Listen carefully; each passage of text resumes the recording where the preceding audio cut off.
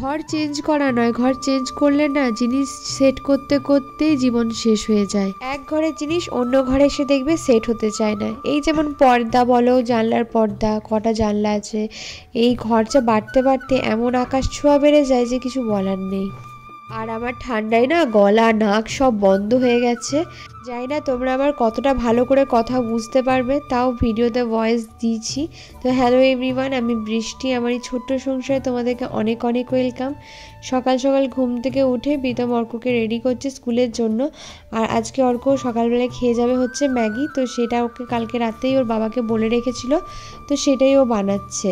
আমাদের ওই বাড়িতে একটা না রান্নাঘরের সামনে, মানে রান্নাঘরে গ্যাসের সামনে একটা বড় জানলা ছিল, যে কারণে আলোটা খুব সুন্দর পড়তো রান্না করার সময়। কিন্তু এই বাড়িতেও জানলা আছে, তবে হ্যাঁ গ্যাসের সাইডে নেই, এই সাইড করে আছে। তো সেই কারণে জানো তো, মানে রান্না করার সময় যতই দুটো লাইট লাগানো হোক না কেন, তবুও কেমন যেন রান্নার ভিডিওগুলো একটু কালো কালো আসে, মানে পরিষ্কার তো আসে না। তো এদিকেও ম্যাগি সেদ্ধ করতে দিয়েছিল, আর তার সাথে একটুখানি ফল কেটে দেবে, তো ওইগুলোই জোগাড়যন্ত্রী করছিল। আর এদিকে দেখো একটুখানি ডিমও সেদ্ধ করতে দিচ্ছে। আসলে ডিমটা দেবে ভেবেছিল, কিন্তু ডিমটা আসলে মানে অর্ক আর টিফিনে নিয়ে যায়নি, ঘরে এসে সেদ্ধই খেয়েছিল। আর আমি না প্রীতমকে কদিন ধরেই বলেছিলাম যে প্রীতম একটু মাটন আনবে, অর্ক অনেকদিন ধরে খেতে চাইছিল। আর কি বলতো, এই বাড়িতে আসার পর মাটন হয়নি, তো আমি বলছিলাম যে একদিন নিয়ে এসো, একদিন পাতলা করে খুব সুন্দর করে। মানে অ্যাকচুয়ালি দেখো আমরা না বেশি রিচ যে মাটনের যে হয় না, বেশি একটু গ্রেভি টাইপের, আমরা অতটা পছন্দ করি না। রুটি দিয়ে যদিও ভালো লাগে, কিন্তু ভাত দিয়ে না ওই ঝোল, টেলটেলে ঝোলটাই বেশ ভালো লাগে, আর আলু দিই তার সাথে। তো আমার বেশ কদিন ধরেই খেতে ইচ্ছে করছিল, তো আমি প্রীতমকে বলছিলাম যে নিয়ে আসো। তো যাই হোক, ও সকালবেলায় ঘুম থেকে উঠে ওই যে অর্ক টিফিন রেডি করেছে, অর্ককে স্কুলের জন্য রেডি করেছে, সব কিছু করেছে ও নিজেই। আর আমাদের আজকে সকালবেলায় আজকে একটা জায়গায় যাওয়ার কথা ছিল, কিন্তু অসহ্য মানে জোরে বৃষ্টি পড়ছিল বলতে পারো, ঝমঝমিয়ে বৃষ্টি হচ্ছিল, সেই কারণেও যাওয়া হয়নি।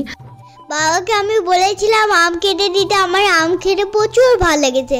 আমার এত আম খেয়ে নেশা, সে কোনো ব্যাপার নেই।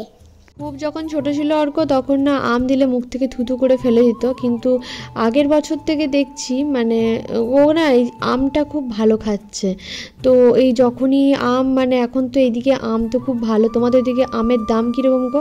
আমাদের এদিকে 2 কিলো আম 100 টাকা এরকম নিচ্ছে, তো বেশ অনেকটাই সস্তা বলবো এইদিকে আম, যেহেতু সামনাসামনি মালদা এগুলো আছে, সেই কারণে হয়তো, জানি না রিজনটা আমি বলতে পারবো না আসল রিজন কি। তো এই যে দেখো অর্ককে এবার রেডি করাচ্ছে ওর বাবা। আর অর্ককে রেডি করানো মানে খুব চাপের বলতে পারো। ওর বাবার কাছে রেডি হতে চায় না, আমার কাছে চুপটি করে হবে, কিন্তু ওর বাবার কাছে দুষ্টুমি করে। যেহেতু আজকে ফোনে ক্যামেরাটা অন করে করছে, সেই কারণে দেখো চুপচাপ ভালো ছেলের মতো রেডি হয়ে যাচ্ছে। আর যেহেতু বাইরে বৃষ্টি পড়ছিল, সেই কারণে প্রীতম বললো যে থাক, আজকে আমি একটুখানি ছাতা নিয়ে ওকে ছেড়ে দিয়ে আসবো। রেনকোট জানো তো ওর, মানে আমাদের যাওয়া হচ্ছে না, মেন হচ্ছে বাইরে গেলে তবে ওর একটা রেনকোট নিয়ে আসা হবে। তো এই যে রেডি হয়ে গেছে। আর আমি প্রীতমকে কালকে রাতেই বলেছিলাম যে অর্ককে যখন স্কুল দিতে যাবে তখন সেই পথেই মাটনটা নিয়ে চলে আসবে। আর আমাদের এখানে একটা দোকান আছে, ওর দোকানের না মাটনটা বেশ ভালো। কেন বলো তো, আমি প্রীতম মানে অর্ক তিনজনই না রেয়াজি জিনিসটা পছন্দ করি না, তো মানে বেশ ভাল লাগে না। তো এখানকার বেশ যে মাটনটা মানে দেয় সেটা বেশ ভালো। তো দেখো এখানে ফোনে কথা বলছিলাম, ফোনে কথা বলতে বলতে কাজগুলো গোছাচ্ছিলাম, মানে বাসন টাসন যেগুলো জল ঝরিয়ে রেখেছিলাম কালকে রাতে, তো সেইগুলোই নিজের জায়গায় তুলে দিচ্ছি। আর তার সাথে ওই আমার এক রিলেটিভ ছিল, উনি ফোন করেছিল, তো তার সাথে আমি কথা বলছিলাম। তো এই যে ওকে দেখো ফোনটা কিন্তু রয়েছে, কথা বলছি। আর আমি না এরকম করে কানে নিয়ে না ফোনে কথা বলতে বলতে কাজ করতে পারি না তা না, কিন্তু কি বলো তো এই ফোনটা প্রচণ্ড পরিমাণে হিট হয়, সেই কারণে আমি কানের মধ্যে নিই না, লাউড স্পিকার করেই কথা বলি। ঠিক তো করিয়ে দিয়েছি ফোনটা, কিন্তু এমনি প্রবলেম হচ্ছিল। আর সকালবেলায় যে বাসনগুলো ছিল, মানে টিফিন খাওয়ার যে বাসনগুলো ছিল, সেই বাসনগুলো এখানে আমি ধুতে বসেছি, দেখতেই পাচ্ছ। এই সব বাসনগুলো ধুয়ে টুয়ে এরপর রান্না যাবো। আর প্রীতম মাটনটা এনে দিয়ে গেছে। আর সকালবেলা আজকে টিফিনে জানো তো কালকে লুচি ছিল আর চা করেছিল, চা আর লুচি খেয়েছি। বাসি লুচির সাথে আমার চা খেতে কি ভালো লাগে।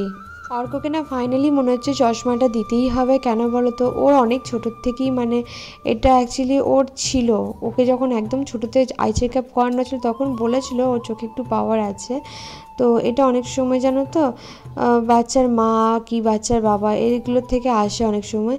তো এই এই প্রবলেমগুলো থাকে অনেক সময় বাচ্চাদের জেনেটিক্সের জন্য। তো যাই হোক, তো অর্কর না এই জিনিসটা আছে। তো আমাকে অনেক আগেই বলেছিল, তো আমি ভেবেছিলাম চশমা ছাড়া যদি কোনো রকমভাবে ওকে ঠিক করা যায়, তো ভেবেছিলাম। কিন্তু দেখছি যে না, যত বড় হবে যদি পাওয়ারটা বেড়ে যায়, সেই কারণে ভেবেছি ওকে একদিন চোখের ডাক্তারটা দেখিয়ে নেবো। যদিও বা আমারও চোখে কিন্তু পাওয়ার আছে, কিন্তু আমি চশমা পরি না। আমার স্কুল লাইফে আমি পড়েছি, কিন্তু আমি এখন আর পড়তে চাই না। ওই বিয়ের পর বলতে পারো চশমাটা যে ছেড়েছি, তুলে রেখেছি, সেই তুলেই রেখেছি। মানে বই টই যাই পড়ি, এখন অতটা অসুবিধা হয়তো হয় না। তবে কি বলতো, চোখের পাওয়ারটা হয়তো, মানে আমার না প্রথমে পাওয়ার ছিল, তারপরে অনেকটা জানো তো চশমা পরে পরে পরে পাওয়ারটা অনেকটা বাড়েনি বলতে পারো। তো এইখানে দেখো 500 মাংস এনে দিয়েছিল মাটন। তো আজকের মাংসটা না ও না ঠিকঠাক আনতে পারেনি, জানো তো। ও কোথার থেকে মানে কোন সাইডটাকে কাটিয়ে নিয়ে এসছে আমি জানি না। তবে ওর প্রীতম বেশ মাটনটা ভালো আনে, কিন্তু এবারে না মাংসটা প্রায় মানে বেশিরভাগটাই হাড় ছিল। আর তোমরা তো জানো তোমাদের বন্ধুগণ মানে মাটন খেতে কতটা ভালোবাসে। আসলে মাটনটা হয়ই অর্কর জন্য। প্রীতমও খেতে ভালোবাসে, আর আমি আগে জানো তো একদমই মাটন খেতাম না, কিন্তু সেই তুলনায় এখন আগে যেমন খেতামই না, এক পিসও মানে ঠিক করে খেতাম না, সেখানে এখন 2-4 পিস ভালোই খায়, মানে বলতে পারো বেশ ভালোই লাগে। তো এইদিকে মাটনটা দেখো নুন হলুদ মাখিয়ে আমি প্রেশারে সিটি দিয়ে দেবো, একটাই সিটি দেবো। আর তার সাথে এদিকে ভাতটাও আমি বসিয়েছি। এক বোন বলেছিল যে দিদি কাপে কেন মাপো, গ্লাসে মাপবে তাহলে মাপটা ঠিক হবে। আসলে কাপেই মাপি আর গ্লাসেই মাপি, সেই মাপটা যদি জানতে পেরে যায় তাহলে সব দিক থেকেই ঠিক হয়। তো সেই কারণে আমার যেহেতু প্রথম থেকে কাপেই মেপেছি, কাপেই মেপে মেপে নিই, এতে আমার কোয়ান্টিটিটা ঠিকঠাক থাকে, ভাতটা বাড়েও না। দুবেলার ভাত আমি দুবেলায় করে নিই, যেহেতু ভাতটাই বেশি খাওয়া হয় সেই কারণে। তো এখানে দেখো চালটা ধুয়ে এখানে ভাতটা আমি বসিয়ে দিচ্ছি। আর এখন জানো তো মানে আমি খুব একটা ফোনে কথা বলতে ভালোবাসি না, সত্যি কথা বলতে। আমাকে সামনাসামনি বক বক করো, তাহলে আমি অনেকক্ষণ কথা বলতে পারি। আর এদিকে দেখো প্রীতম আমাকে আজকে চুল বেঁধে দিয়েছে, সেটাই দেখাচ্ছি।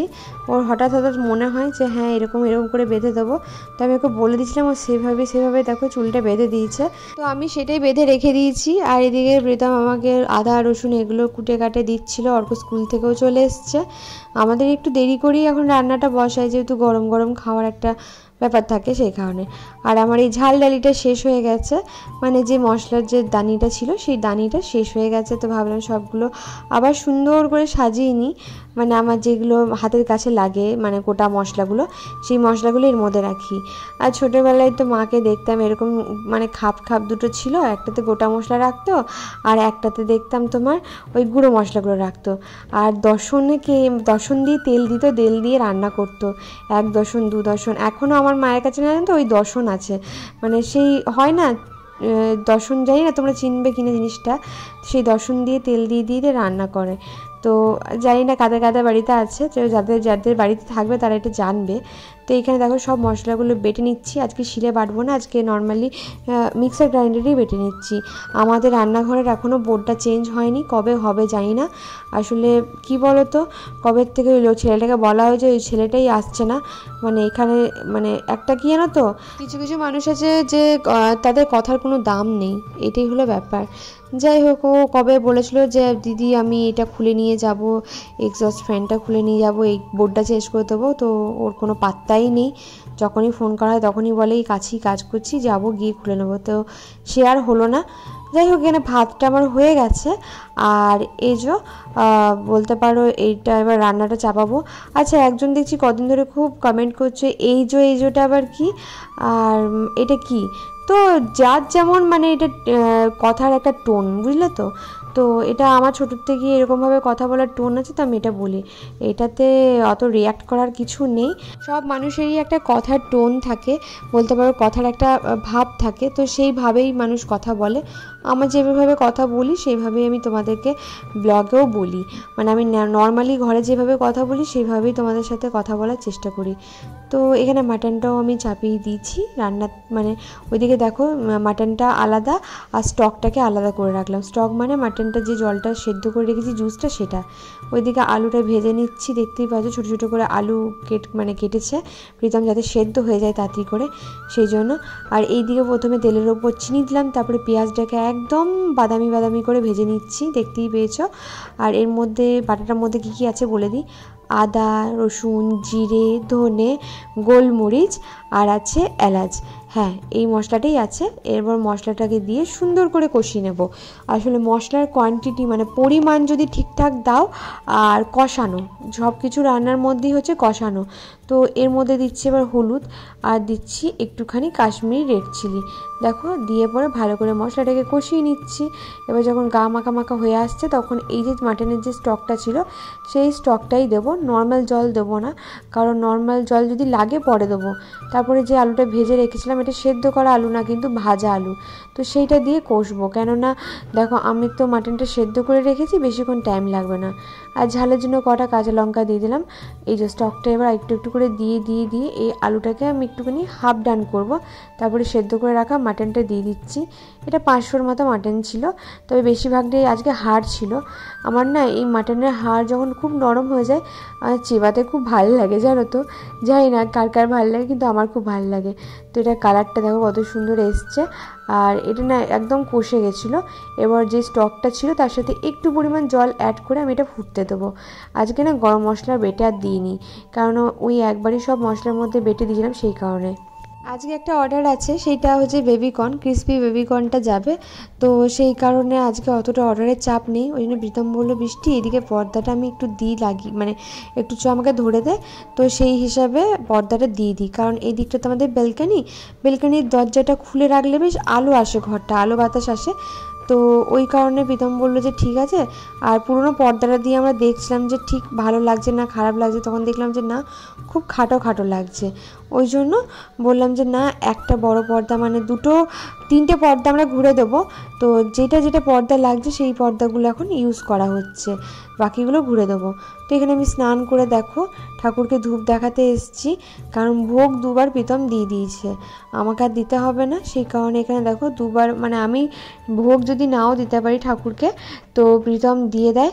আর আমি ধূপটা দেখিয়ে একটু হয়তো হনুমান চালিসা বা গীতা পাঠ করে আমি ঠাকুর পুজোটা সেরে নিই। আর কালকে তোমরা সবাই আমাকে বলেছে কোন দিকে ঠাকুর রাখতে হয়, আর জেঠিমাকেও জিজ্ঞেস করলাম, জেঠিমা বলে ঠিক দিকেই রাখা হয়েছে, অত টেনশন করার কিচ্ছু নেই, তুমি ঠিক দিকেই রেখেছো। প্রথমে ওই দিকে যেটা ব্রেক দিয়ে আটকে রেখেছে, আসলে দিকটা আমি বুঝতে পারছিলাম, আমি তোমাদেরকে দিকটাই ভুল বলেছিলাম। তো যাই হোক এখানে একটুখানি হনুমান চালিসাটা পড়লাম। আমি হনুমান চালিসার যেটা মন্ত্র সেটাই পড়ি, যেমন মঙ্গলবার বুধবার এইরকম বার দেখে পড়তাম, কিন্তু এখন বলতে পারো প্রতিদিনই পুজো করার সময় একবার করে পড়ি।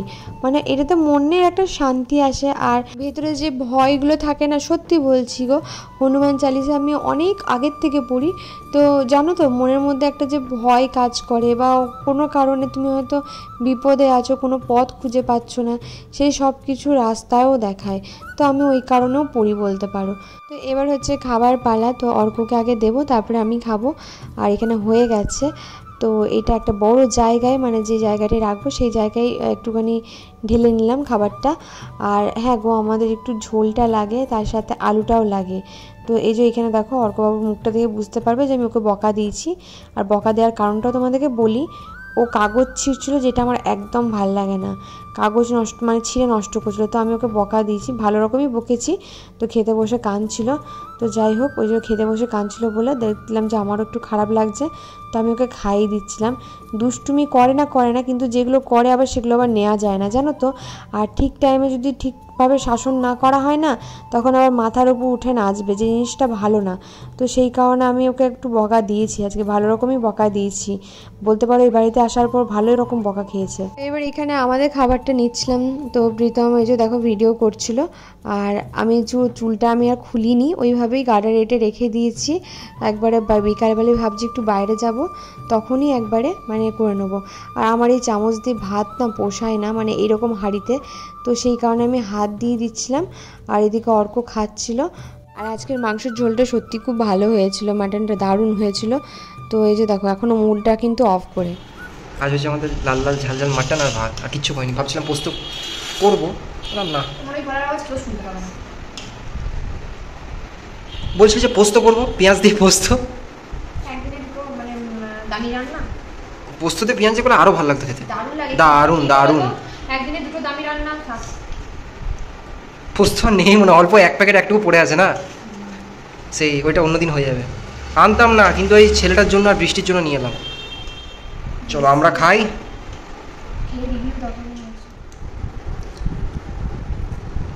দারুণ হয়েছে, দারুণ হয়েছে। দারুণ হয়েছে। তোমার বড় বড় চোখ করে রিভিউটা সবাই চায়, বলে তোমার বর যে বড় বড় চোখ করে রিভিউ দেয়।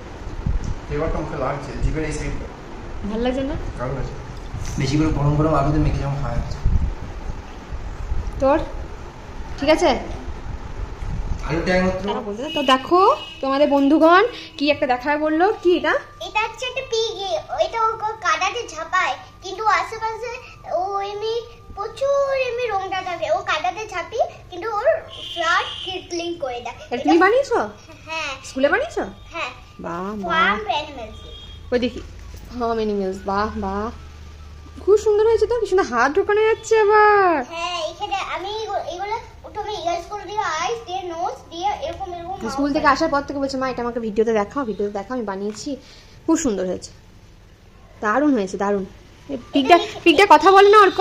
এই দেখো, হ্যাঁ আদিত্য মণ্ডল লিখতে। হ্যাঁ, পিগটা কথা বলে না বাবা? হ্যাঁ বলে তো। ওই কথা বলো তো একটু দেখি। হ্যালো, কেমন আছো? হ্যাঁ কথা বলছো তো, বাহ বাহ, খুব সুন্দর হয়েছে। তোমরা জানিও কেমন হয়েছে, বন্ধুগণ কেমন করেছে। হ্যাঁ, জানিও একদম। হ্যাঁ একদম জানিও, নাহলে রাগ করবো। না, রাগ করব আমি। হ্যাঁ ঠিক ফটো আছে, তুলে তুলে দিয়েছি ফটো। মানে এখন হচ্ছে বিকাল, মানে বাজে হচ্ছে 6টার সময়। তো আমি দেখো রেডি হয়ে, আমিও রেডি হয়ে গেছি, অর্কও রেডি হয়ে গেছে। তো এবার যাব হচ্ছে একটুখানি বাইরে।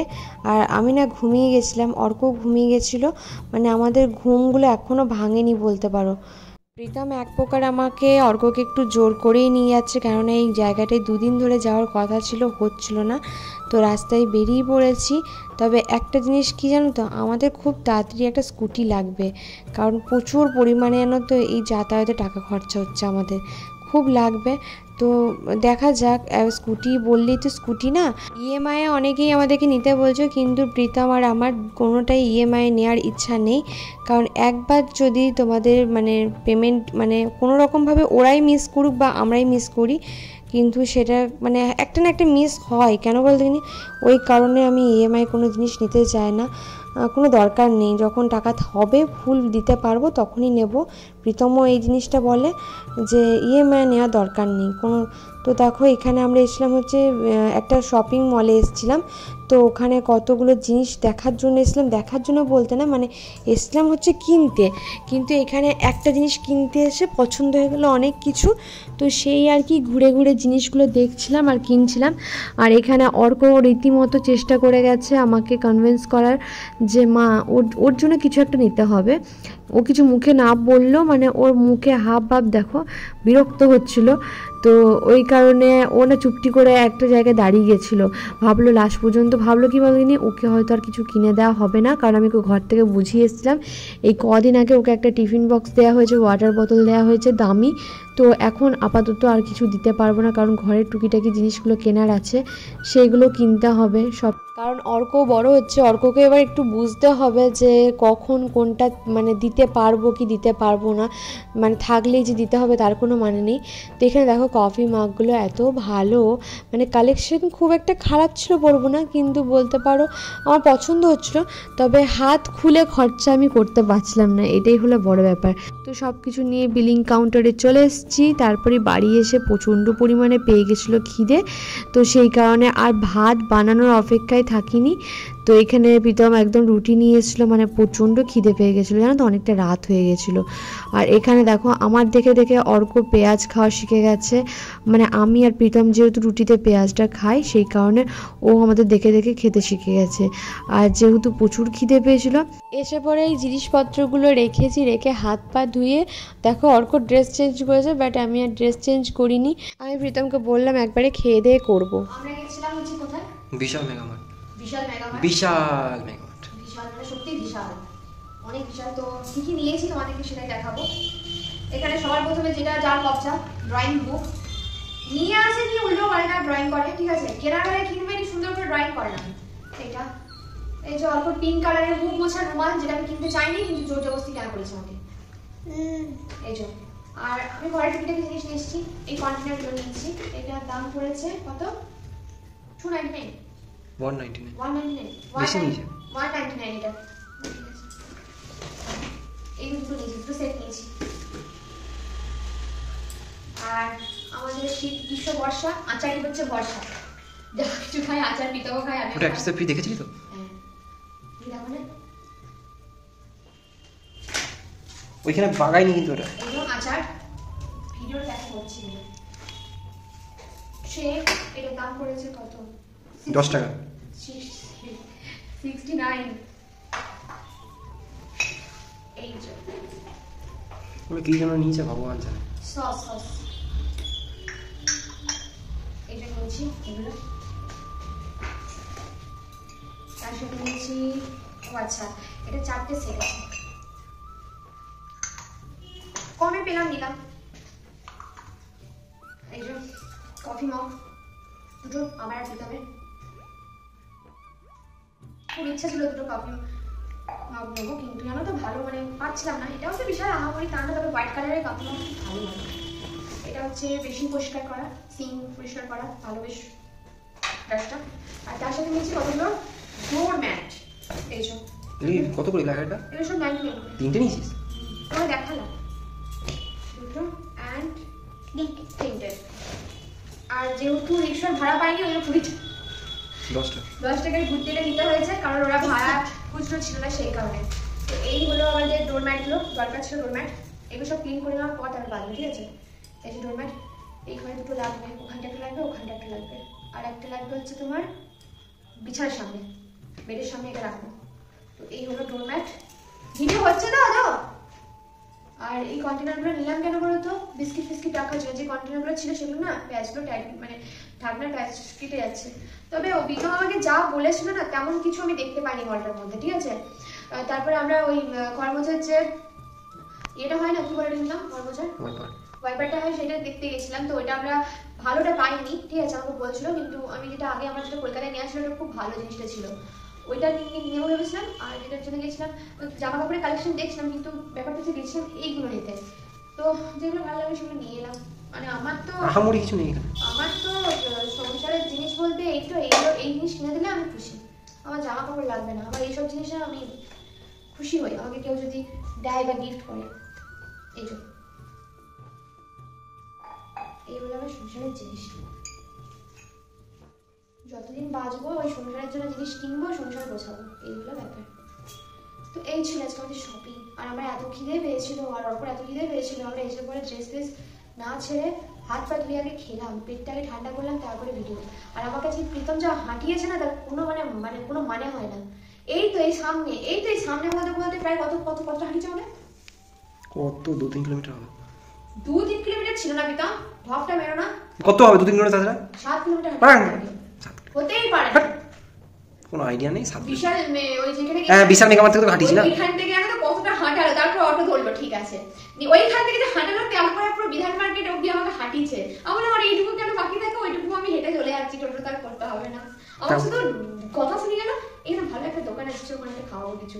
এই তো এখান থেকে টোটো পাওয়া যায়। কাটছো না ভিডিওগুলো? একটা যদি ভিডিও কথা না হয় না, খুব খারাপ হতে পারে। চলো এইগুলো মানে আজকে তোমার বাজার টাজার যাওয়া বলবে না। আজকে সত্যি প্রীতম আমাকে রেকর্ড হাঁটিয়েছে, বিশ্বাস করবে না। প্রচণ্ড পরিমাণে রাস্তায় রাগও উঠছিল, তার মধ্যে মনে হচ্ছিলো কতক্ষণে বাড়ি গিয়ে আমি বিছানায় শুতে পারবো, এত পাগুলো ব্যথা করছিলো, আর ভীষণ টায়ার্ডও লাগছিল। তো এই ছিল আজকে আমাদের মোটামুটি সব কিছু বাজার গুছিয়ে নিচ্ছি।